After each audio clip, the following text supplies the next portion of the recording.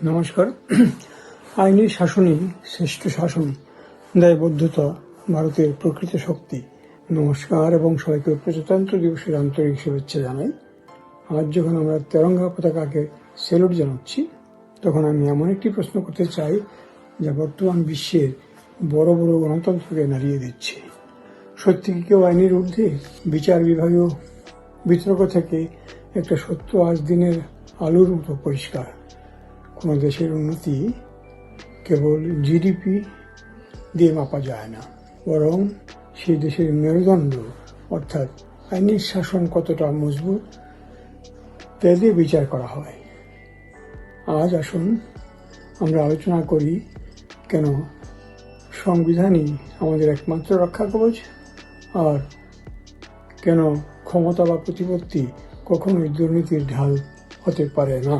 আমরা প্রায়ই শুনি যে শান্তির জন্য আইনের শাসন প্রয়োজন, কিন্তু কেন? কারণ শান্তি কেবল যুদ্ধের অনুপস্থিতি নয়, শান্তি মানে ন্যায় বিচারের নিশ্চয়তা।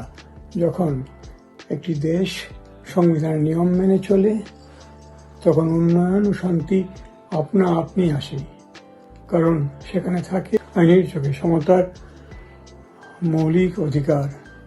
একজন বিনিয়োগকারী তখনই শিল্প ও কারখানা করেন, একজন ছাত্র তখনই ডিগ্রি অর্জনের জন্য কঠোর পরিশ্রম করে, এবং একজন নাগরিক তখনই কর দেন যখন তারা জানেন যে ন্যায় বিচারের জন্য নিশ্চয়তা সবার জন্য সমান।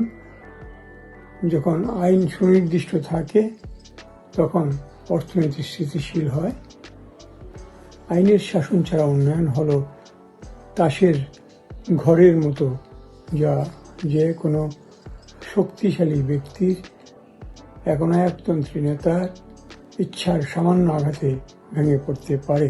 দায়মুক্তির জন্য ক্ষমতা কোনো ঢাল নয়। এবার আসা যাক সব থেকে গুরুত্বপূর্ণ বিষয়, দায়বদ্ধতা বা অ্যাকাউন্টেবিলিটির কথা।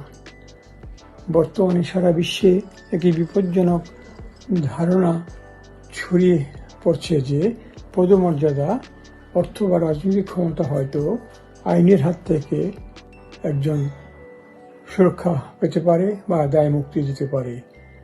কিন্তু আমাদের সংবিধান লেখা হয়েছিল এই বৈষম্যকে গুড়িয়ে দেওয়ার জন্যে। ন্যায় বিচার কোনো ধনীদের একচেটিয়া নয়, পণ্য নয় যা কেনা যায়। যদি আমরা অর্থ দিয়ে আইনকে চুপ করিয়ে দিই, কিংবা ক্ষমতার জোরে আইন আদালতকে এড়িয়ে যাই, তবে আমরা আমাদের প্রজাতন্ত্রের পরিচয়ই হারিয়ে ফেলব। আপনি কোন উচ্চপদস্থ রাজনৈতিক নেতা হন বা সাধারণ নাগরিক, যেই হন না কেন, আইনের চোখে আপনার পরিচয় এবং ব্যাংক ব্যালেন্স গুরুত্বহীন হওয়া উচিত।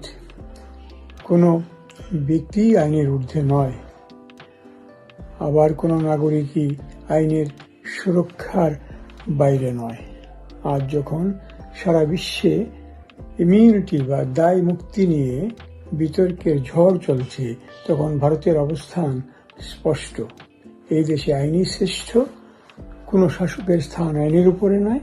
আইনের শাসন মানে শুধু অপরাধীকে শাস্তি দেওয়া নয়। আইনের শাসন হলো এটি প্রতিটি স্তরের মানুষের দায়বদ্ধতা নিশ্চিত করে। এর অর্থ হলো সরকার সেবার মানসিকতায় সংবিধানের ও আইনের কাছে দায়বদ্ধ থাকবে। প্রতিষ্ঠানগুলো দেশের সাধারণ মানুষের কাছে স্বচ্ছ থাকবে, এবং আমরা সাধারণ নাগরিকরা আমাদের নেতাদের সর্বোচ্চ নৈতিক মানদণ্ড বিচার করব। যখন আমরা নিশ্চিত করি যে প্রত্যেককে জবাবদিহি করতে হবে, তখন দুর্নীতির অন্ধকার দিকগুলো দূর হয়ে যায়। এভাবেই আমরা নিশ্চিত করতে পারি যে দেশের সম্পদ গুটি কয়েক মানুষের পকেটে নয়, বরং স্কুল, কলেজ এবং হাসপাতাল তৈরিতে ব্যবহৃত হয়। শেষে বলি, এই সাধারণত দিবসে আমাদের মনে রাখা উচিত যে আমাদের সংবিধান কোনো জাদুঘরে রক্ষিত বস্তু নয়, স্থবির বই নয়, একটি জীবন্ত দলিল আমাদের এই সংবিধান। আর এই দলিলের হৃদস্পন্দন হল আইনের শাসন। আমাদের সংবিধানের প্রস্তাবনার মূল বিষয়ই হল সার্বভৌম সমাজতান্ত্রিক ধর্মনিরপেক্ষ গণতান্ত্রিক প্রজাতন্ত্র। ভারতীয় রাষ্ট্রীয় প্রকৃতির মূল ভিত্তি ন্যায় বিচার, স্বাধীনতা, সাম্য, ভ্রাতৃত্ব, নাগরিকদের মৌলিক অধিকার ও রাষ্ট্র পরিচালনার মূল নীতি। আমাদের এই মহৎ সংবিধানকে রক্ষা করতে হলে, আমাদের এই প্রিয় প্রজাতন্ত্রকে রক্ষা করতে হলে স্বাধীন ও নির্ভীক বিচার বিভাগকেও রক্ষা করতে হবে। ভারতের সুপ্রিম কোর্টের নেতৃত্বে একটি বিচার বিভাগীয় অ্যাকাউন্টেবিলিটি কমিটি পারে প্রশাসনিক হস্তক্ষেপ থেকে বিচার বিভাগকে রক্ষা করতে। 3 বছর আগে এ বিষয়ে একটি নিবন্ধে কথা বলেছিলাম। 2023 সালে এক নিবন্ধে ওই কথা একটা অনুরোধ করেছিলাম সুপ্রিম কোর্ট এই বিষয়ে একটি অ্যাকাউন্টেবিলিটি কমিশন গঠন করতে পারে। মাননীয় সুপ্রিম কোর্টের দৃষ্টিতে এই বিষয়টি একসময় পৌঁছবে, এই আশাতে কথাটি আবার উল্লেখ করলাম। ধন্যবাদ। পছন্দ হয়ে থাকলে এই চ্যানেলটি সাবস্ক্রাইব করুন। আপনার কমেন্টস পেলে এই আইন বিষয়ক চ্যানেলের উন্নতি হবে। একটি ডিসক্লেইমারও প্রয়োজন জানাই, এই চ্যানেলে কোনো আইনি পরামর্শ দেওয়া হয় না ও হবেও না।